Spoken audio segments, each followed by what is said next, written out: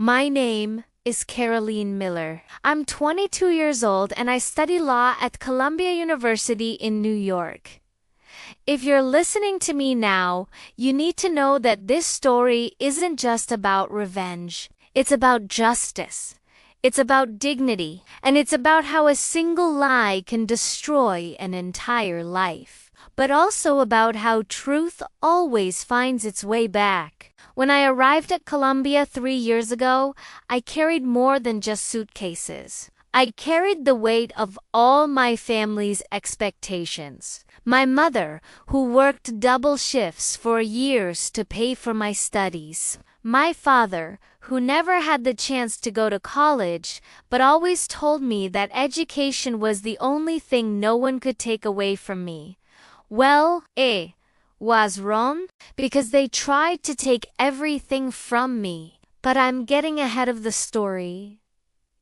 Let me go back to the beginning, to the day when everything started to fall apart. Welcome to College Romance. We reveal gripping stories of broken trust, student secrets, and family with shocking twists and turns. If you're looking for powerful narratives and intense emotions, this is the place for you. Subscribe to the channel so you don't miss a thing. New York in the fall is magical. Golden leaves falling in the campus gardens, the smell of coffee in the small cafeterias around the university, the constant buzz of students passionate about knowledge.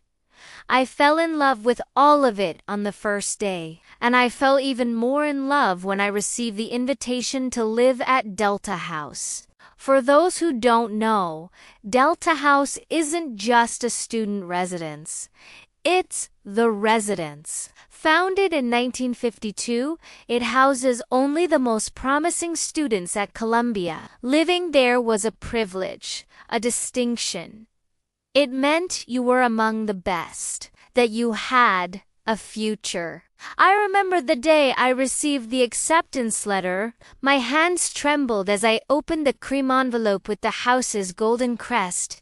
Dear Miss Miller, it is with great pleasure that we invite you. I read that line at least 10 times before believing it.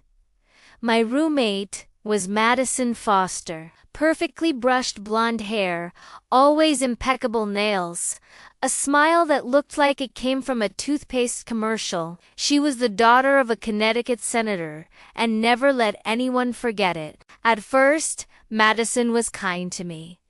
Almost, friendly. She showed me where everything was in the house, introduced me to the other girls, included me in study groups. I thought I had found not just a place to live, but a family. How naive I was. The other residents of Delta House were an interesting mix. There was Olivia, a medical student, always with her eyes glued to books. Sarah, from economics, who came from a family of Wall Street bankers. Emma, from architecture, the only one who seemed genuinely nice to me. And Ashley, the house president, a senior law student, who carried a natural authority that made everyone respect her words. I dedicated myself to my studies as if my life depended on it. Because, in a way, it did. Every grade, every paper, every presentation was an opportunity to prove that I deserved to be there, that I wasn't a mistake, that I was good enough, and I was. In the first semester, my grades were impeccable. Professor Hartley, one of the most renowned constitutional law professors in the country, publicly praised my work on the First Amendment. For the first time, I felt I was on the right path. But when you start to shine, some people don't like the light.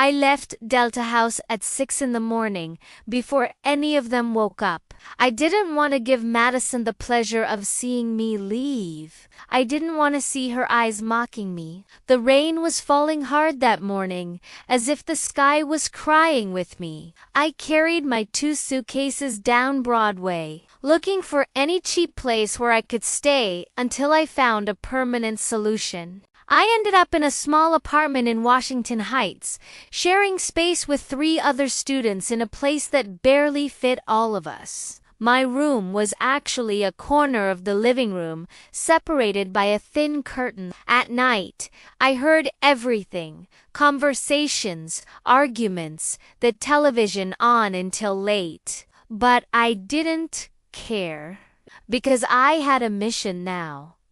That first night, sitting on my air mattress on the floor, I took my diary and wrote an oath to myself. My hand still trembled with anger, with pain, with pure determination. They humiliated me, expelled me, marked me as a thief without any proof. But I will return. I will become so brilliant, so undeniable, that they will have no choice but to recognize they were wrong. And when that day comes, when they are desperate for my help, I will make them remember every second of what they did to me. This is my oath. This is my promise. I will win. The next morning, I woke up at 5 a.m. I went to the library before it even officially opened, waiting outside until the night security guard took pity on me and let me in early. I started studying like I had never studied before. It was no longer just about good grades. It was about perfection, about being undeniably the best. Every class became an opportunity to shine. Every paper, a chance to prove my worth. I raised my hand to answer the most difficult questions. I stayed late developing arguments that made professors pause and think. I sought research opportunities, publication opportunities, anything that could make me stand out. The first few months were the hardest. I was alone now. Completely alone. The rumors about the theft spread through campus like wildfire. People looked at me differently. Some may pity others with suspicion, but I continued, because giving up was not an option. Professor Hartley was the first to notice my transformation. After a particularly brilliant presentation on Supreme Court precedents, he asked me to stay after class. "Miss Miller," he said, taking off his glasses and studying me with curiosity, "in my 30 years of teaching, I have rarely seen a student with your level of dedication and insight. What is driving you?"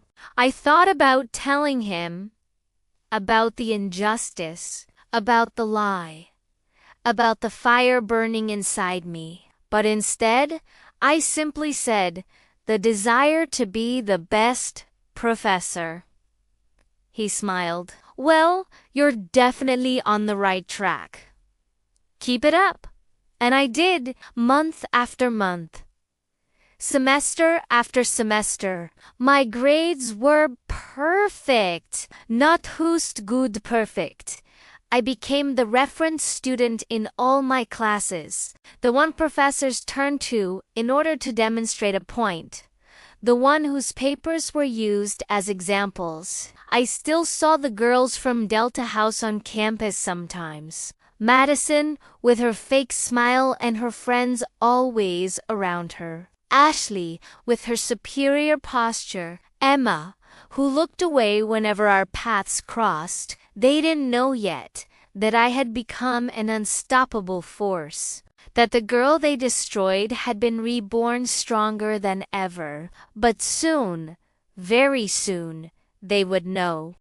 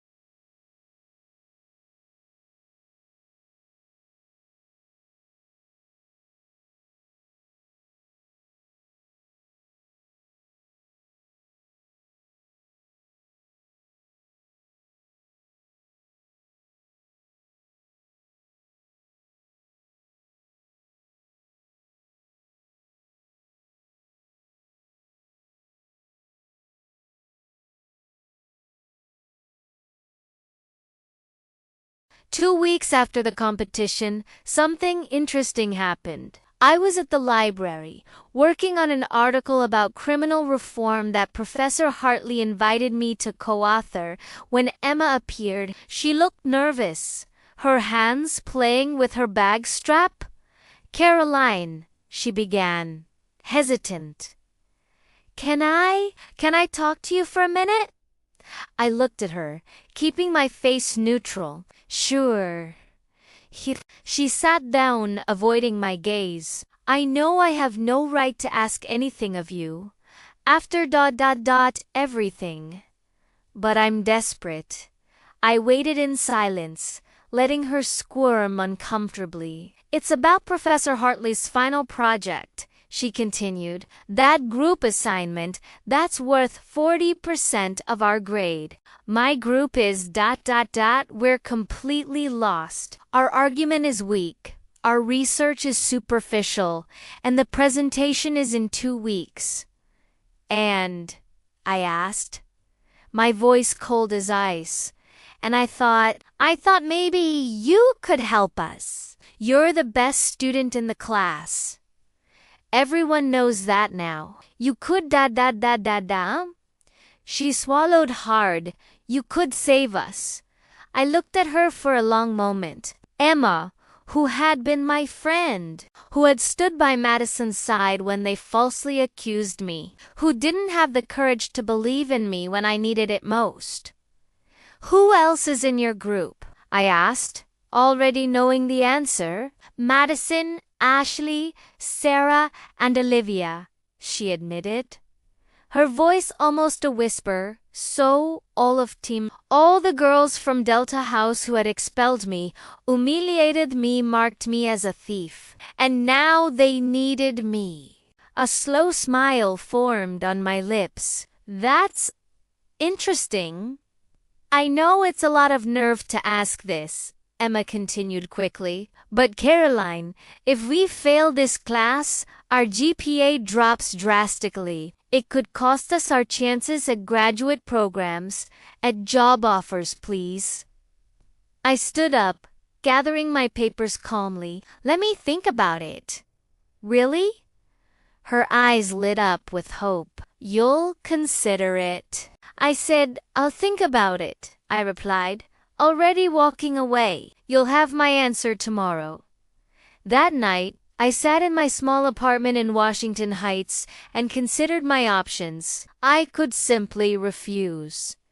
Let them sink like they tried to sink me. It would be sweet revenge. But where would the justice be in that? Where would the lesson be? No. I had a better plan. The next day, I found Emma again. "I'll help you," I said. Her face lit up. "Really?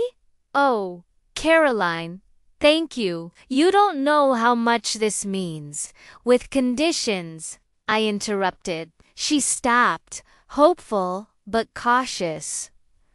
"What conditions?" "First, Madison will publicly admit that she lied about the necklace, that I never stole anything." Emma paled. "Karoline, I don't know if she—" "Second," I continued, ignoring her objection, "you'll all apologize. Publicly. In front of the same colleagues who witnessed my humiliation. And third," I finished, my voice hard as steel, "you'll acknowledge exactly what you did. Not just a generic sorry. I want each of you to admit that you judged me without proof, that you destroyed my reputation based on nothing but prejudice and envy." Emma was gaping now. I need to talk to the others." "Do that," I said, "but notice, without these 3 conditions, you're on your own. And we both know how that's going to end." They were the 5 longest days of my life. Days when I wondered if I had gone too far, if my desire for justice had turned into something darker. But then I remembered that rainy night. The tears, the humiliation, the despair, and I knew I was doing the right thing. Emma called me on Friday night. They agreed, she said, her voice tense. Madison will make the confession on Monday, during lunch, in the main atrium. I felt my heart race. After so long, finally, the truth would come out. Monday arrived. The atrium was full, as it always was during lunch hour. Students talking, laughing, with no idea of what was about to happen. I arrived early, positioning myself where I could see everything. My phone was in my pocket, recording. I wasn't taking chances. Madison appeared, flanked by Ashley, Emma, Sarah, and Olivia. They all looked uncomfortable, especially Madison, whose face was pale and tense. Ashley climbed on one of the benches, calling attention. "Sorry to interrupt," she shouted, her voice echoing through the atrium, "but we need to make an important announcement." Conversations were gradually silencing. Heads turned. The natural curiosity of college students led everyone to pay attention. Madison stepped forward, her hands visibly trembling. She looked at me once, and I saw something in her eyes I had never seen before.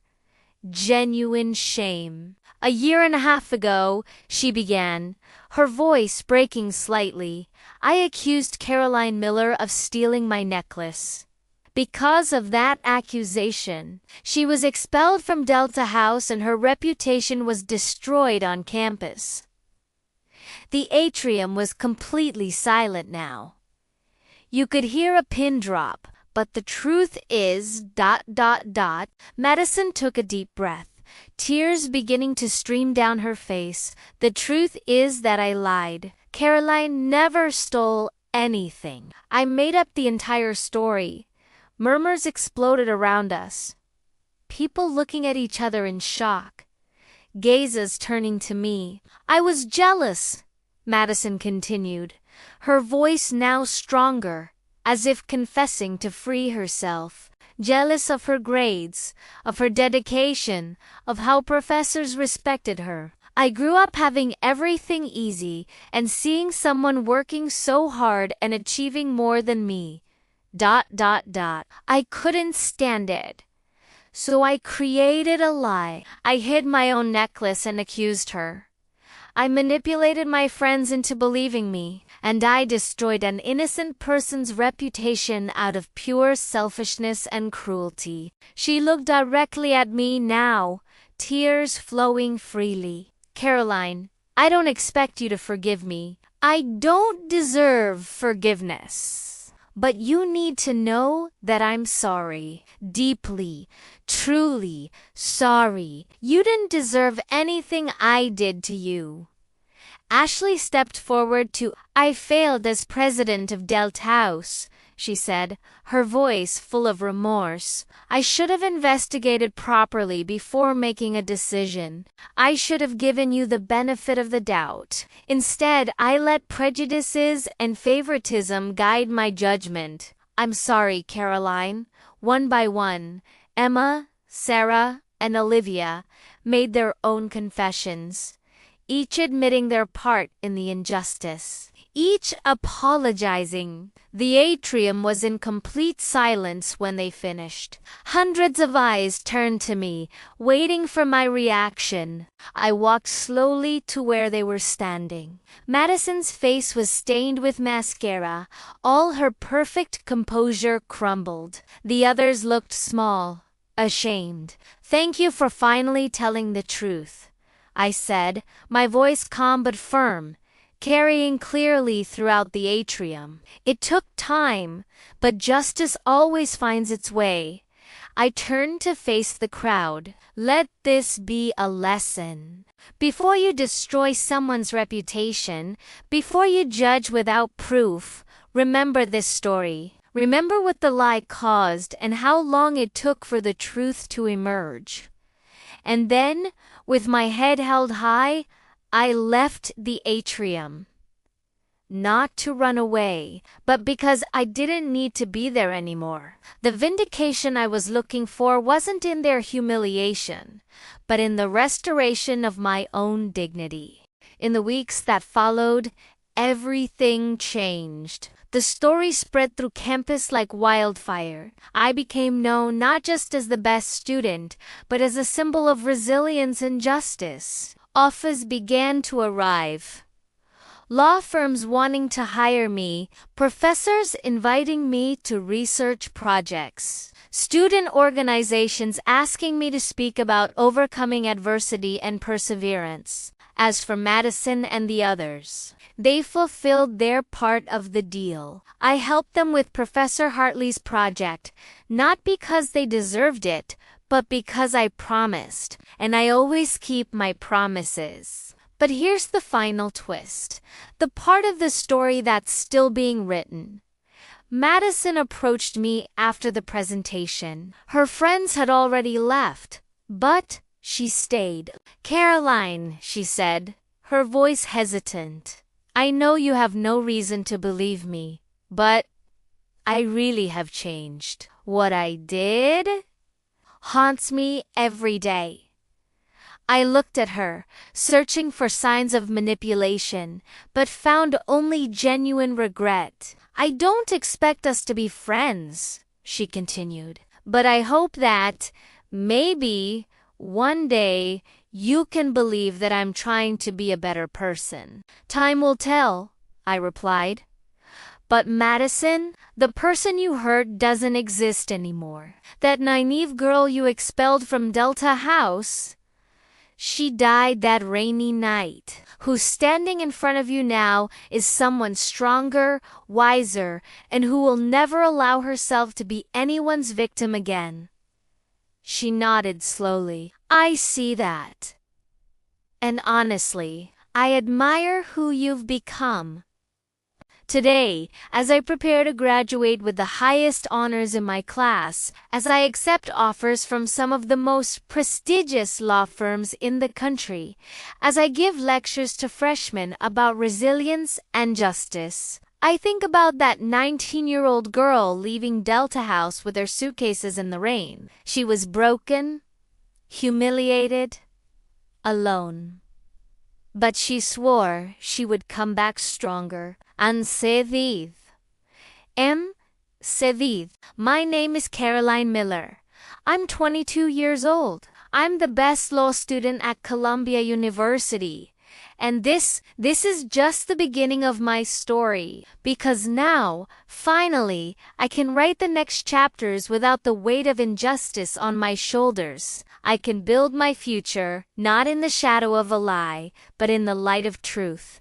And for anyone listening to this and going through their own injustice, remember, truth may take time, justice may be slow, but if you keep fighting, if you refuse to give up, if you transform your pain into determination, you will also return stronger, brighter, impossible to ignore. And when that day comes, every second of suffering will have been worth it. This is my story.